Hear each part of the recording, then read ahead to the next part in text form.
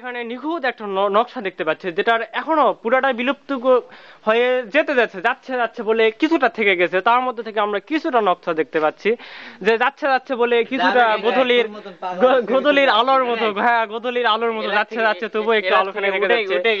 তেমন এই যে এখানে হ্যাঁ উঠে গেছে, রংগুলো উঠে গেছে, তারপরে কিছুটা দাগ হিসাবে দাগ স্বরূপ রেখে গেছে তার স্মৃতিগুলো। তো আমরা সেই স্মৃতিগুলো আঁকড়ে ধরে দেখতে এসেছি এই পুরাতন রাজবাড়ি।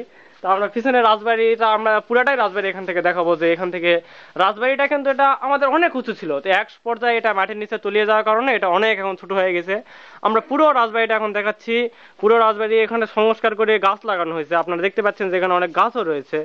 তো এখন আমরা দেখবো সামনের অংশটা, যেটা এখনো হ্যাঁ মূল ফটকের মধ্যে থেকে মূল বাড়ির সামনে এখানে একটা রয়েছে, উপরেও দালান রয়েছে, যেগুলো ছোট ছোট সিঁড়ি, এত ছোট যে যেখানে একজনের জায়গায় দুইজন আমরা উঠতে পারবো না। তো ভিতরে অন্ধকার, আমরা অন্ধকারের মধ্যে দেখাতে পারতেছি না। তো এটা হচ্ছে আমাদের অন্ধকার জায়গা একটা। এখানে একটা করিডোর আছে। একটু লাইটটা মারো তো, একটু লাইট। হ্যাঁ এই যে লাইট এখানে, হ্যাঁ মোমবাতি রাখার মতো একটা জায়গা, এখানে এখানে রাতের বেলা মোম জ্বালানো হতো বলে। হ্যাঁ উপরে,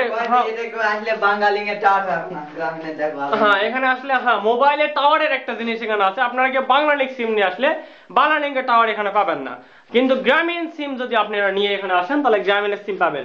আর যদি ভুলো আপনার এখানে মাটির নিচে কোনো কারণে চলে যান, হ্যাঁ মাটির নিচে যদি চলে যান, তাহলে কিন্তু আপনারা আবার ওই মোবাইলের টাওয়ার দিয়ে খুঁজে পেবেন। এখানে আবার একটা সরু গলি আছে, যে সরু গলিতে আমরা ভিতরে ঢুকবো না, উপরে ওঠা যায়, আমরা ঢুকবো না। এই দেখেন এখানে কত ছোট দরজা, কত ছোট, হ্যাঁ কত ছোট।